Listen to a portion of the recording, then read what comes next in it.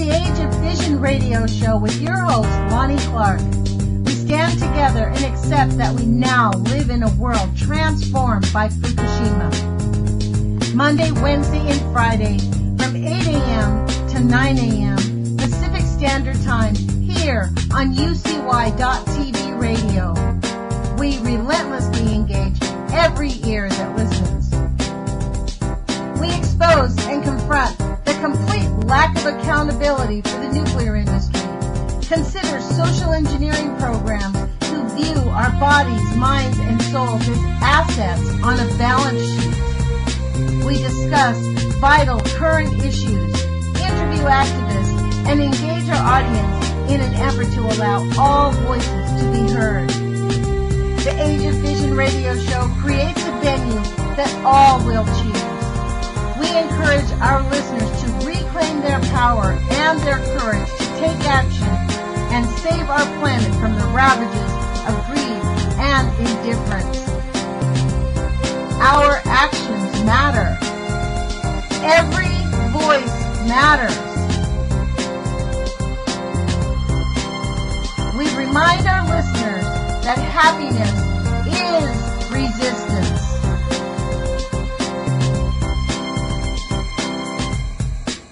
Love is greater than fear.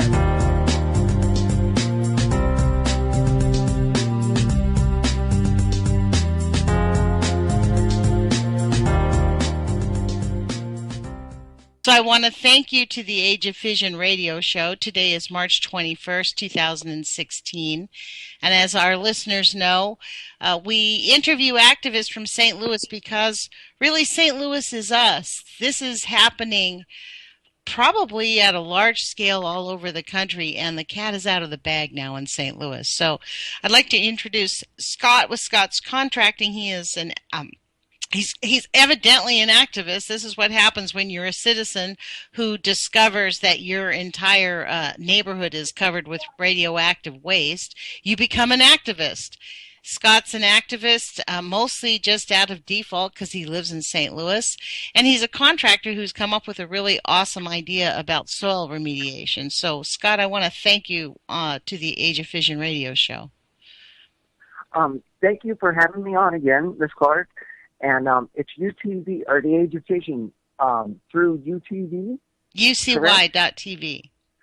UCY.TV. Anyway, thank you all for having me on again.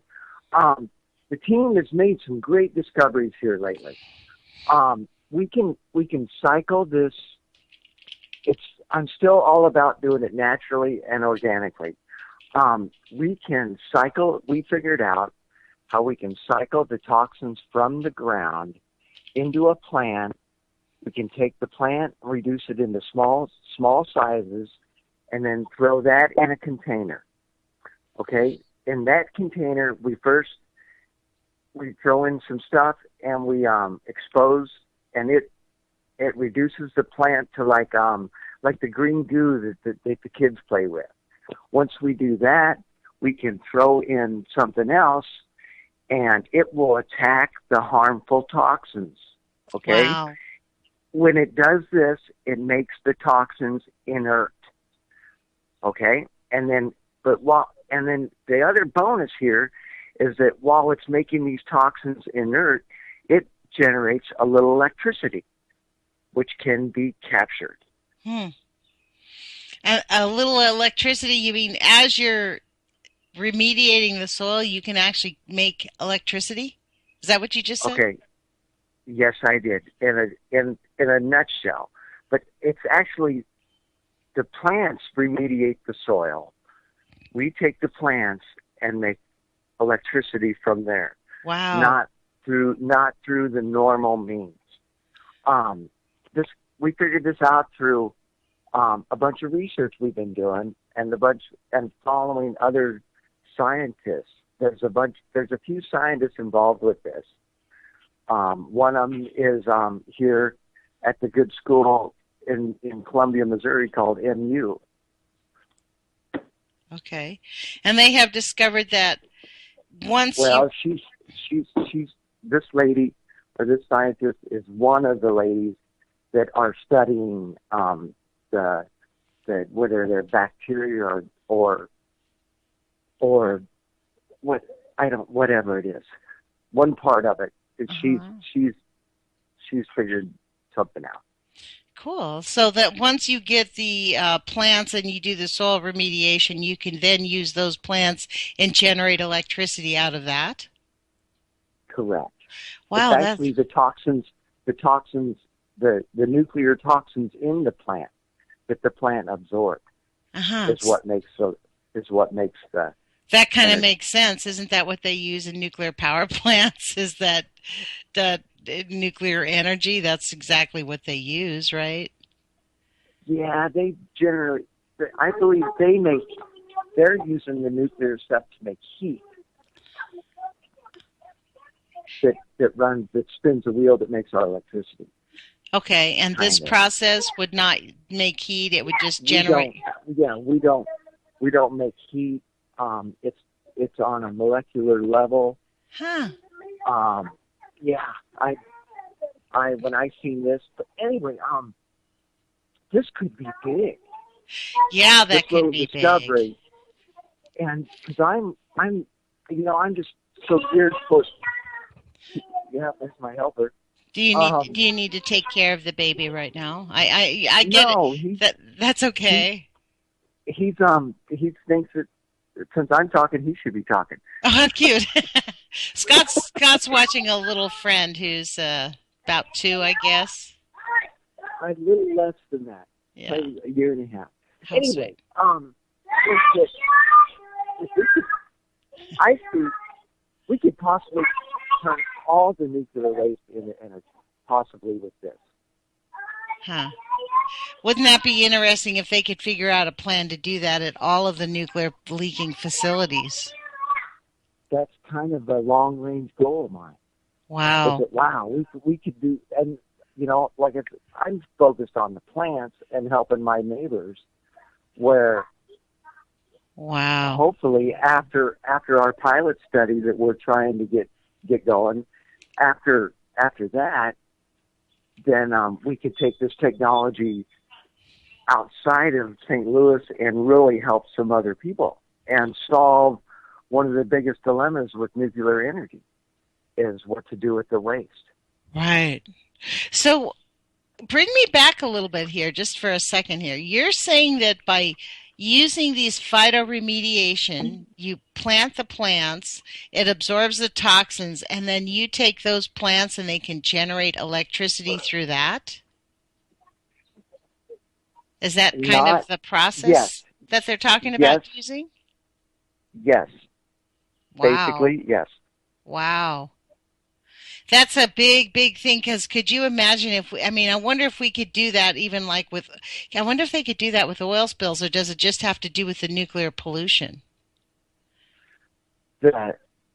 I'm focused more on the nuclear pollution. Pollution the nuclear part of it, toxins. yeah. And these are studies going on at the University of Missouri? No, this lady, she's done something with this toxin, or with one of the additives. She's just, I don't know, she's research. She's one of the people that led me on my discovery, was reading her stuff. Huh. And who is this doctor? Do you remember her name? No, I do not. Okay, that's all right. I don't want to put you under any pressure. But boy, the next time we talk,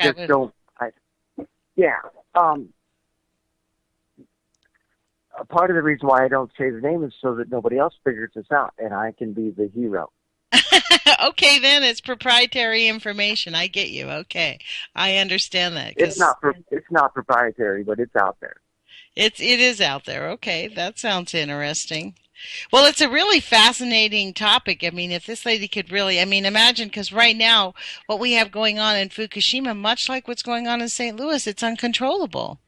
I don't know how you feel, Scott, but when I hear them saying, we've taken the dirt away, you can't exactly, it's not like you can take a cloth and wipe it clean. You can't take Lysol to it and have it scrubbed clean. The bacteria, that's just not how it works. This stuff is leaking into the air. What about, I've been wondering about all the floods that have gone on in Missouri. Have they done any studying about where it possibly could have leaked? I mean, you've been doing phytoremediation, I imagine, around town. Have they found it in different parts of the town? We're not doing remediation around town. We want to, and we've been trying to contact our local Missouri government people. And kind of what you're saying there is, yeah, we've had all this flooding, and we've had all these winds that have carried these toxins to where the industry calls off-site, Right. which means, and what I'm having difficulty with even getting our government to acknowledge at the federal and state level is that there is off-site contamination. You know, we got the food scrap people saying, hey, we got off-site contamination in 12 places. Well, when I write to the government through my contacts, is they don't even acknowledge that. You mean they're saying the government doesn't even acknowledge that there's any off-site remediation at all? Through some of my channels, correct. Wow. You know, before we were on the air, very quickly, you were talking to me about fuse wrap, how one hand doesn't talk to the other. So explain to me about what documents that fuse wrap has, and that now what about the Army Corps of Engineers? Are they also complicit in this, like, we don't hear you information campaign? They are Foos Wrap. Foos Wrap works as a division of the Army Corps of Engineers. Okay. Well, thank you for that clarification. Okay. I mean, you know, the interesting thing about doing this reporting week after week on St. Louis and interviewing the citizens of St. Louis is I'm actually really beginning to understand how complicated our government structure is. Like, I never really saw that there was a division between the Army Corps of Engineers and the EPA, that they were strictly separated and never held hands and worked together. But that's apparently how it seems to go. They're very concerned about their own interests, and don't really regard the necessity, the needs of the general public to be even in their confines. As we've looked at Flint and then St. Louis, the EPA basically, really, it's about just covering their backsides, you know what I mean? Like a CYA all the way, and they have no regard for human life. Evidently, it's shocking. It's scary, shocking. That the people that are supposed to protect us from these toxins are not doing their jobs. Not at all. I mean, did you watch any of the hearings with Gina McCarthy in the Flint hearings? The way she defended herself, and to watch Governor Snyder sit next to her, they were both sneering at each other, openly sneering. And yet, to this day, there's really not that much being done in Flint, Michigan, just as there's not that much being done in St. Louis. It's unconscionable. I honestly don't know how any of these people can live with themselves. So, do you know if there's any type of discussion of having the EPA put any kind of pressure on anybody to get the Army Corps of Engineers out of the picture? I mean, like, do you understand this logic about why the EPA is not jumping up and down and asking the Army Corps of Engineers to help them out when they obviously are in over their heads? I think I don't know, but there's along the same lines. I don't have that answer. But there's one of our local politicians by the name of Costner has filed court paperwork and the EPA, because the EPA hasn't been doing their job and stuff like that. There's also Senator McCaskill and Senator Blunt have introduced and are working towards removing the EPA out of the picture. So they want the EPA out of the picture. They want the people that are actually going to do some work to allow them to do some work, because the Foos Wrap, which is the Army, they have developed. I've been reading some of their stuff, or a lot of their stuff, and they figured out how much it will cost to fix everybody's homes. They figured out a whole bunch of things. But they're being hamstrung with funding because the EPA is in control. Wow. Wow. I honestly don't know how all of you who live in St. Louis are coping with this, because this would just have me spit nails. I don't think I could work if I understood the complexity of what you guys are living through. I mean, I've called practically every day. I wouldn't say every day, but practically every day I call that congressman's office, and it's interesting that they basically just say thank you very much, we'll tell them, and then click day after day they do nothing. You know what I mean? I don't understand why Governor Nixon, why this is not a huge emergency. I mean, Governor Nixon's office basically told me directly that they did not see this as an emergency. That they did not think it was that catastrophic for people to be living right next door to a nuclear dump site. They said, we don't think it's that bad. They don't understand. There's a disconnection between, which plays along with maybe some of why the EPA does what they do or doesn't do what they do. Or doesn't do what they do, essentially. Right. They'll say, hey, we're going to do this, but they're just now doing a health study that's going to take maybe another year and a half. My neighbors don't have a year and a half to wait for the EPA to figure out that the radiation is causing cancer. We have, through the Coldwater Creek website, they have a cancer map, a cancer cluster map of people that have lived in that area, and it's all red dots. You can't hardly see under anything of the map. All you see is a cluster of red dots, which are cancer. So, Scott, what are the people of St. Louis, what do you think how they will feel when the EPA eventually, or either of these agencies, the CDC, when they come out with this report that says basically that none of these cancers are caused by nuclear pollution? What are they going to say to them when this happens? Because that is really where we're headed. I mean, in Japan right now, we have an increase. I mean, thyroid cancer's off the charts. People are dying of heart attacks. And the government of Japan is telling people it is not caused by Fukushima radiation. And in fact, they're telling them they have to move back home. So that's essentially what our government is telling the people of St. Louis, that don't worry, radiation doesn't really cause any harm. That's essentially, if there was a bomb dropped on St. Louis, we would have declared a state of emergency the second it was dropped. The minute it was dropped, the government and the governor would have had no problem declaring a state of emergency.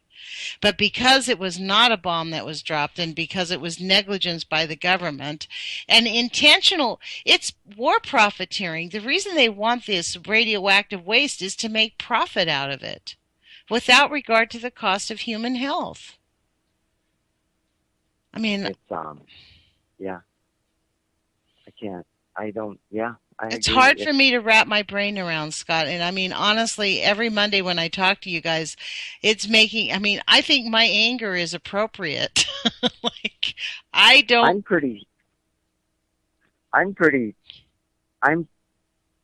angry at the system that we've created, or we've allowed to turn into this. With politicians protecting big business that are poisoning us. Yeah. Well, when did Lametta call the EPA every polluter's ally? That was awesome. That's the truth. Exactly. So what is your next step, Scott, on your plan of what you're doing for St. Louis? What's your guys' next step? We are searching for pilot study funding to where that will allow us to prove our system works, and then help our neighbors. That's where. And how much funding? How much funding do you need? It depends on how many houses we want to work Okay. on. Give us You an know, as idea. part of 5, 10, 100. How many houses are there affected? How many houses have you identified? 62,000 households What? 62,000 households are affected. in a 5-mile radius. And Governor Jay Nixon says he doesn't consider that to be an emergency. Because nobody believes there is off-site contamination. How can they possibly stick with that? This stuff is airborne and waterborne, which means it floats away. Right. I mean, The people don't understand that they left the Westlake, you know, they didn't have vegetation growing on it. So anytime the wind blows, it can take those harmful soil particles and blow them however far they go. Remember the Dust Bowl pictures? yeah. That's exactly what can happen if you don't have vegetation growing on bare soil. Well, there's a whole bunch of things that they did not do that exasperated the harm. Uh-huh. I think they are using St. Louis for a human radiation experiment, like the government has done in the past. You know, 15 years ago, I might have thought that was a wild idea, but you know, at this point, I think we're all lab rats we're just their little lab rats. They're experimenting on us all. I think the biggest experiment is, you know, they're poisoning an entire metropolitan area. And, you know, I think the big experiment is to see, can they get away with it without anybody paying attention or caring? And, you know, the answer to me right now is yes. The news media has only nominal interest in what's going on. Even the news media in St. Louis is shocking. I mean, you would think that the people who live in St. Louis, the newscasters who live in St. Louis, that would be their top priority every day. It's a silent death. The radiation is silent death. Wow. And that because it's not quick, is that it's not a quick death. It's a prolonged cancer that takes maybe years to develop. That creates the disconnect. Well, it's also not just that. cancer. That's the other part. People forget it's not. As you can ask every single one of those 62,000 homes, I guarantee, have a quality of life experience being impacted by this nuclear pollution. It's not always just cancer. It is diabetes. It is schizophrenia. It is obesity. It is skin rashes, bleeding of the eyes, bleeding of the nose, bleeding of the throat, teeth falling out, dental problems, genetic diseases, and sterility, to name a few. Yeah. You know, these are not, it's about our quality of life as human beings. And that's just what we see in humans. I mean, there are studies. Dr. Mousseau just did a study of the birds of Chernobyl. And the birds you can see the birds flying around, but when you pick up the birds, more than half of them have tumors on their heads, or their wings are too short so they can't fly long distances, or they have one leg and not two. Or most of those animals cannot reproduce. So the capacity for those species to reproduce is limited to 3 to 4 generations. This is the kind of impact the nuclear industry wants us to forget. I watched a video of a moose, that second or third generation moose exposure, where its head grew out sideways from its body. Oh my gosh. You know, and here's what I don't understand is hey, we have proof that radiation does this. What is our government, or why are the governments not doing anything to help? Which is what brought me into this stuff. It's like, hey, my neighbors are dying or getting sick and dying from this stuff. Nobody's helping them. I'm going to develop a low cost way to remove the toxins, and that's what I've done. Getting somebody to listen to me is impossible, or has been impossible so far. So I keep knocking on enough doors, somebody will listen, and somebody will an angel or a philanthropist or whatever, whoever, I don't care, will say, hey, let's do this pilot study that Scotty's talking about, and we'll prove or disprove my little theory that we can suck the toxins out of the ground and make things better, you know. But here's one of the bad things about my deal, is that even if I can get rid of the toxins out of the yard, unless they do something at the landfill, the toxins are going to respread. That's right. That's exactly right. You're exactly right about this. So this is the thing about it. It can't be, this is why, in fact, it's gotten nothing but worse over the years, because they have done nothing but halfway fix it. You can't halfway fix this. It has to be 100% all in. We're going to resolve to fix it. And frankly, from what I've read about nuclear pollution, there really is the likelihood, the ability to really remediate it is small. It's a continued effort. Like, okay, with these plants, since I've been talking to you, I've been doing a little bit of research, and correct me if I'm wrong, but with the plant remediation, you plant the plants, you pull them up, and then you plant new ones, and it's a long-term process. Like, the plants absorb the pollution, which is awesome. You haul them away, keep them in a solid place, but then you have to replant more, because it's not just it comes up in 1 or 2 tries. It's a long-term 15 to 20-year process. Am I correct, Scott? Our process, we hope it can be done in 3 years. Really? That's what we're shooting for. Wow. That's what we're shooting for. With the electrohorticulture, that's putting a low voltage in the ground, that's going to speed up. Oh, wow. That's going to speed up things. Okay. And then by picking plants that super hyper accumulate, which means they draw in the toxins, by picking specific plants that will handle more toxins, we can get it out of the ground faster. Mm-hmm. Wow, that's exciting. And so we're going to know once our pilot study starts. We will know things at 6 months, 9 months, and a year, or really 2 months, 4 months, 6, 8, and 10. You know, because there's lots of tests we can be doing while the plants are growing. You know, we're going to be studying how the toxins move in the soil and this and that and the other. There's a whole bunch of things. But here's one of the things that I've been worried about with our system is what about if this system is set up in the backyard? What about the front yard?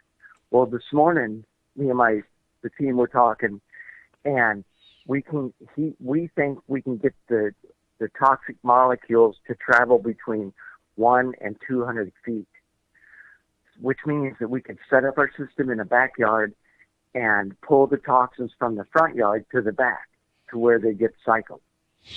That is exciting. You know, because nobody wants a bunch of greenhouses, and, you know, I don't want to take up a whole bunch of people's yard space with a greenhouse. Mm-hmm. So if we can concentrate them all into one area inside that greenhouse, to where we just have like one greenhouse per 3 or 4 homes, is a lot more doable. Yeah. And now, cheaper. Are you guys what's your progress in terms of your plan? What's your next steps? I know that when we started this, you were just getting your feet wet with getting familiar with the process. So where are you now? What progress have you made since we talked maybe it's been a month or so? We are ready for pilot study funding. Uh-huh. And so what does that mean? How much money do you need? I've worked out some base costs. Like if this is a business cost, excuse me. If all right, what the pilot study will let us perfect our system, and then we can know if we can teach this to other people. Okay. I think anybody could do it. We're picking plants that are strong, so they're going to be able to withstand maybe a not so green thumb. But anyway, so what our whole goal is to like if my company does it as a service, and we can treat 3 or 4 homes, it's like the service would be $5,000 a home with 4 homes combined. But if we can teach the community how to do this, we can drop that down to like $2,000 a home, just for they can DIY it themselves. So it's actually, but this is my thing. Why should the community? I think that the government should be paying for this. I don't understand why we can't get a federal program going where it's just they pay for it 100%. I mean, for you guys to have to beg for money, it's kind of annoying. The federal government did this to St. Louis. You didn't volunteer for this. It happened to you. And now we have a plan. You guys have actually formulated something that might actually help remediate it. What kind of resistance are you getting from your legislators that they're, why are they not willing to create a funding program for this thing? The funding is out there. I can't figure out how to get at it. I don't. It's back to the grant writing stuff that we've talked about before. I don't get it. You have to do grant writing. You have to do some grant writing. I've tried. Uh-huh. There's a new lady on our team that whenever she gets back from her vacation, she's going to focus on getting us some grants to get going. Good. There's one of the. Don't you find it a bit annoying as you're saying this? Like my ire is getting all drawn up here. Like the fact that you have to jump through hoops and write grants for it. Like Claire McCaskill, all those same people that wrote the legislation for the Westlake landfill, to get that remediated, they ought to be creating some type of immediate emergency funding to get this program off of its feet. I mean, if you guys got like a $50,000 drop in the bucket, it's a drop in the bucket for what we really need. But if you guys got a $50,000 drop in the bucket, you could probably remediate out of those 62,000 homes a major portion of them. We could do if it's a DIY thing and 50,000, that would be we can treat 4 homes for. 7.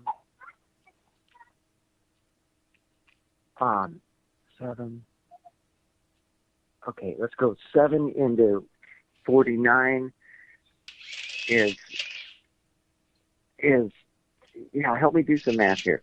Okay, we got $50,000 loan.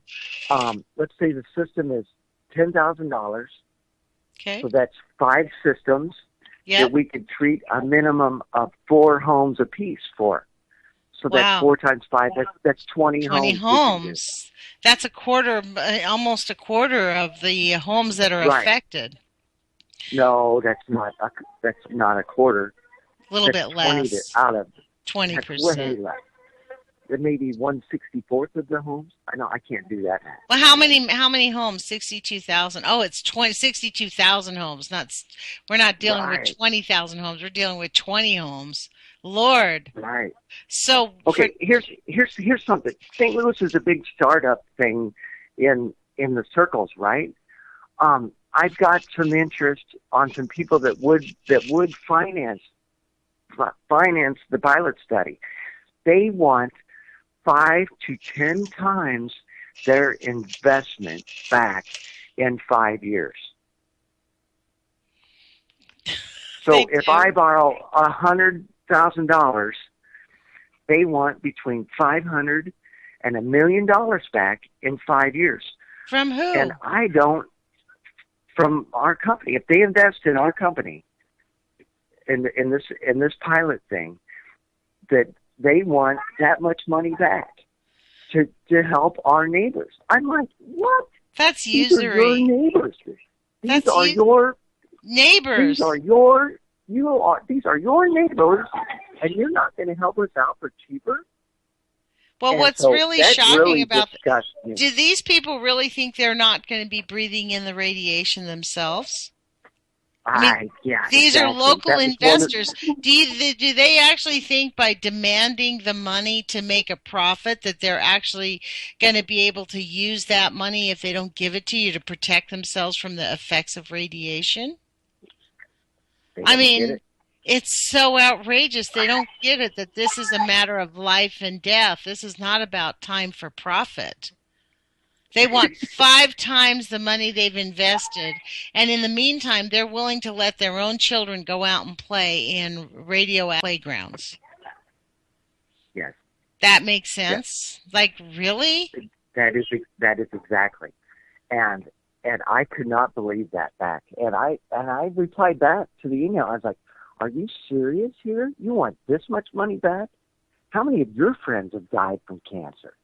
Right. You know? What did they say They to don't you? get Did it. they respond? It only takes they just it's something like an industry responsible. That's the name of the game.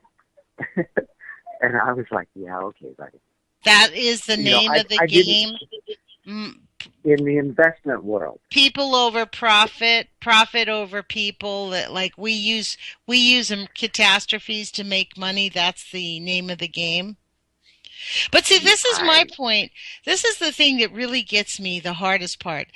You guys as citizens of St. Louis ought not to be having to bear the burden of one dime of this cost.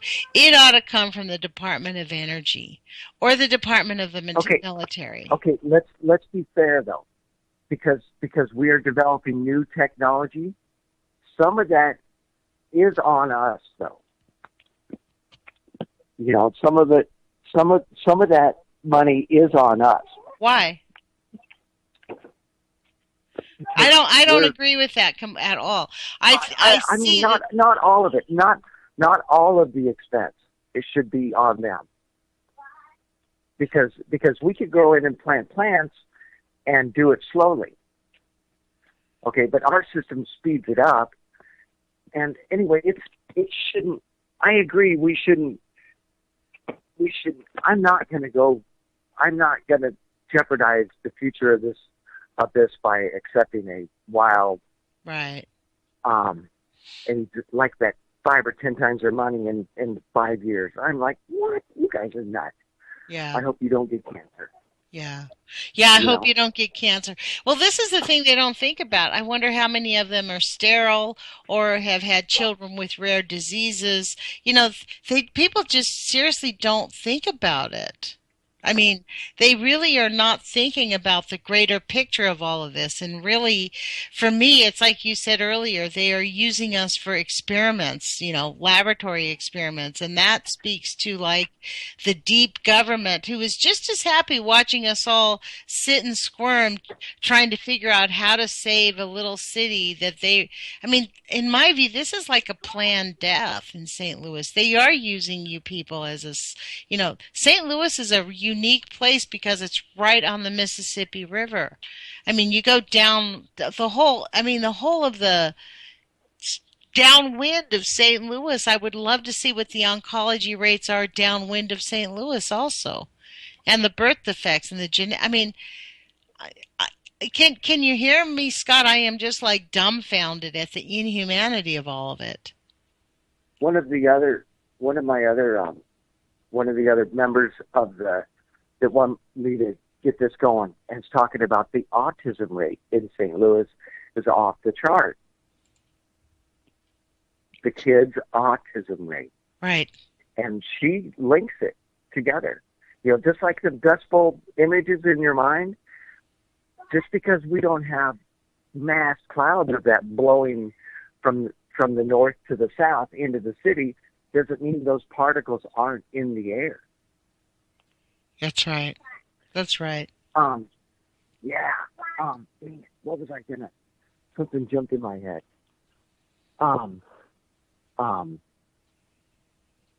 I don't know. It'll come back. It'll come back. Okay. Okay. Well, I think that this plan, so we have about 15 minutes left. What is your next plan, Scott? What is the next couple of weeks or next couple of months? What does that portend for you guys? What are you doing? We're actively seeking pilot study funding is how I'm directing my efforts now. Do you have a GoFundMe page? Have you guys set up a GoFundMe page? We haven't done that yet because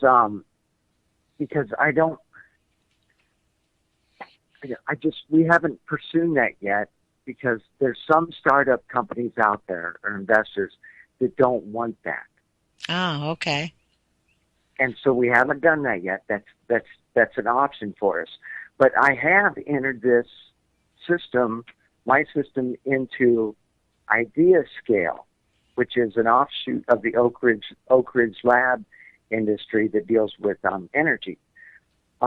If I get enough votes on my idea is that they could adopt it and devote the science brains to my project.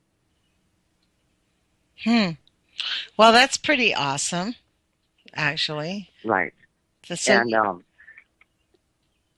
it's their website is ID Scale, and then my little idea. All right, here's the website. It's mohempenergy.ideascale.com, and I would love anybody's votes that wanted to give it. Okay, Mohemp Energy. So the guy .ideascale.com. Scale.com. Okay. mohempenergy.idea scale.com.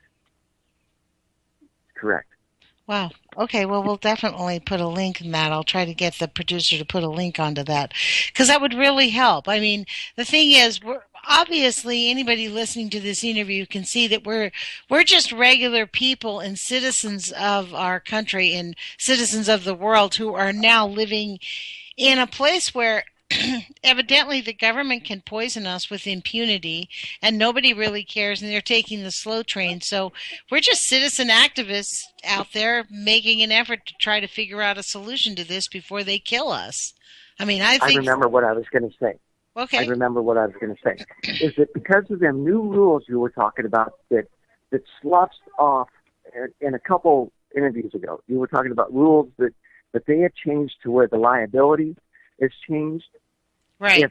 If somebody sells their home knowing they have contamination in their yard, even though it's not their fault, they could still be liable.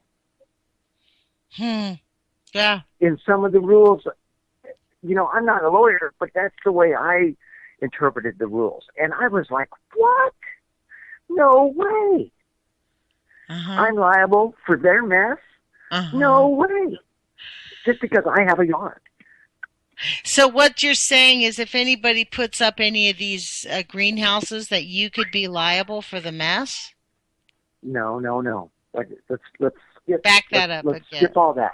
Okay, I'm just a homeowner in the contamination zone. Okay, I want to sell my house to get out of there. Okay, and save mine and my kids' life. Okay, if I sell that and something about the contamination isn't mentioned in the deed paperwork or whatever, is that I could be liable in the future. Oh, so that's great. So the Price-Anderson Act leaves all of the perpetrators completely without liability and completely indemnifies anybody who pollutes as long as it comes from one of the generators. But if you sell a contaminated piece of property, you could be held liable for any harm that it's caused. So it's sort of forcing people who live in St. Louis to stay there because they're scared to death to sell their houses. There's maybe, I don't know. It's called the SARA law. The SARA law. With the EPA, right.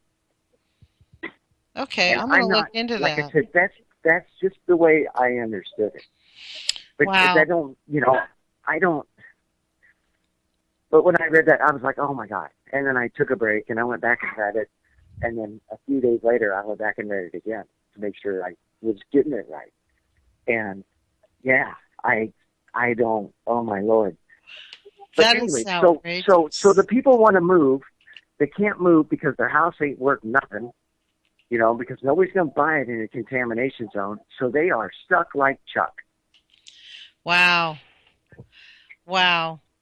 So people just feel completely, I mean, I guess if you left, you'd have to the SARA laws, Superfund Amendments and Reauthorization Act. That's what that's called. I just checked that out. That's kind of stunning. So you're telling me that if people actually sell their house, the importance of permanent remediation and innovation treatments and technologies and cleaning up hazardous waste sites, increase the involvement, increase on human health.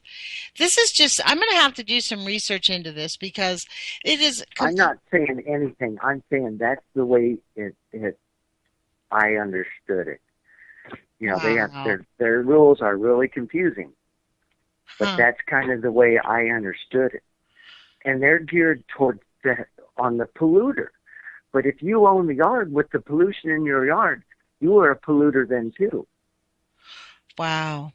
Wow. Well, what if the pollution is there with through no fault of your own? Like you guys in St. Louis, you purchased homes that was living on polluted land without even knowing it. Right. But it's your baby now. You own that land. Wow. And you own, if you got, like, say you got a fence around it, you own everything inside your fence. Wow. That is so outrageous. Really, so I don't really, it's like I said, I'm not a lawyer. I don't understand all the rules, but that's the way I understood it. Wow. That is, you know, the more I dig into this, the more painful it is. It is actually really, it is really like gaslighting. It's really like the abusers. I used to tell Kevin Blanche that Americans are like battered wives. You know, we keep defending the abusers. And frankly, they are abusers. This is exactly what the abusers do, is they set up systems so that you can't really leave. This is like the people in St. Louis, your hands are tied. If you leave, even if you don't sell your house and somebody rents your house so that you're not losing money on it, if that person gets... You're liable. If you rent me a house and you don't tell me about your pollution, I'm going to sue your butt. Wow. Nobody wants to move there. You know, hey, we got this great house. It's $1,000 a month house, but we'll let it go for $300 because we like it. Oh, really? That sounds like a good deal. We got a little pollution in our yard that you're gonna have to watch out for, though. And be like, oh yeah, no, thank you, I don't want your house. You know, it's a catch-22. Wow. Have you gotten any answers from anybody at the state level or the federal government as to why they are still fighting over the remediation of the land over there? Do we have a solid answer yet? I think it goes back to some levels of the government don't talk with other levels, and they're not sharing their information, and that they still say that all the pollution is contained on site. Well, we have someone like Mary Osco who has first stage lung cancer, never smoked a day in her life, 500 counts per minute in her backyard, and they're telling her that there's no harm to human health. There's no off-site contamination. This is so outrageous. It pisses me off. Yeah. It really gets my irk up. It's such an inhumane way to handle this. I mean, America has held itself up as a defender of civil liberties and civil rights, and really everybody's rights in regards to nuclear pollution have been completely, we have no rights. We have no rights. That's the shock about it. So, okay, let's get back to what you're doing here, Scott. I sort of digress because I have to say, these Monday interviews, every Monday, I'm always like blown away at how the lack of humanity just shocks me. So your plan is looking for now. When you're talking about your first pilot, you're looking for funding into the tune of what, $5,000? Um,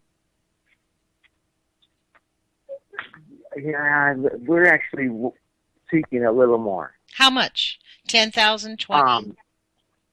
We figured the bare bones, just the system cost is $7,000. So you guys need a grant of $10,000 from someone out there who Actually, yeah, but we want to. We need. There's different ways to go about it. We don't know, and so we actually are hoping for more money than that. obviously. Because there's some things that we want to. There's different ways we can lay out the electro horticulture, and we have to figure out which way works best. Okay. And so, if we can have 3 to 6 to 9 studies all going on at the same time, we'll know which way works best. Oh, okay. So how much would that cost to get that type of funding done? I mean, what kind of funding are you looking for in your initial program? Ideally, Yeah. $80,000 to $100,000, and we could do a whole bunch of studies and really help people out. Okay. We will work with any amount up to that, but it's just to have a whole bunch of side-by-side studies. How long would the studies take? If let's say you get 5 investors each to give you $20,000 with no look for profit, but these are just people of good heart who have the ability to give you $20,000 to do the studies. How long would the studies take, and how long would it be before we actually got some real work going on there? We would have results in 2 months. Wow. 4 months, 6 months, 8 months, 10 months, 12 months. Because as the plants are going to be growing, we can harvest, we can do like a cutback, like you do on your house plants, where you encourage more growth. Okay. So through one plant, we can get 2 harvests of toxins. Okay. Okay, but then by growing it in a greenhouse, we can grow plants all year long. Okay. Not because this is Missouri, and we used to have winters, but it's enough to harm plants. We need plants growing all year long, cycling the toxins out of the ground. Okay, so because the electro horticulture is going to keep bringing them to the plants, so we got to keep cycling it out. Right. So you have this site, mohempenergy.org, and that is your primary site. And if people want to get engaged in the idea scale, they type in mohempenergy.ideascale.com, and that will give them a direct link to helping you get some funding going on to make this. Your website is really quite remarkable, I have to say. I just typed it in, and it's a full-bodied website with lots of information about what the technology plans on doing. It's quite awesome, I have to say. It's quite professional looking. So since I've met you, you've actually made some pretty good, steady progress in this plan, I can see. It's actually working great. I live here. I don't want to get cancer. Right, exactly. And I don't want my family to get cancer. Right. And so it's a no-brainer. But right. Of course I want to help. Yeah. I want to help my neighbors. In turn, I'm helping myself. That's right. Well, this is the thing. Selfish, but Well, you know what? It's a healthy selfishness. We do need to look after ourselves and after our families. It's my motivation. I mean, my children refuse to talk to me about this issue, but I still am going to put every effort I can into getting the word out that we need real science. Like, this is why I value what you're doing, because you are really using real science to help us resolve an issue. So thank you so much for joining us today. Everything that I've done is based off of scientific studies that I've researched. It's actually really awesome. I really appreciate it. We've got about 20 seconds left. I would encourage everybody to go to mohempenergy.org, get familiar with that site, and if you can contribute to his site, please do, because obviously waiting around for the government means we're going to have a lot more deaths than necessary. So put your courage feet on, you guys. Please take some action, do what you can, and we will talk with you guys on Wednesday. Take care.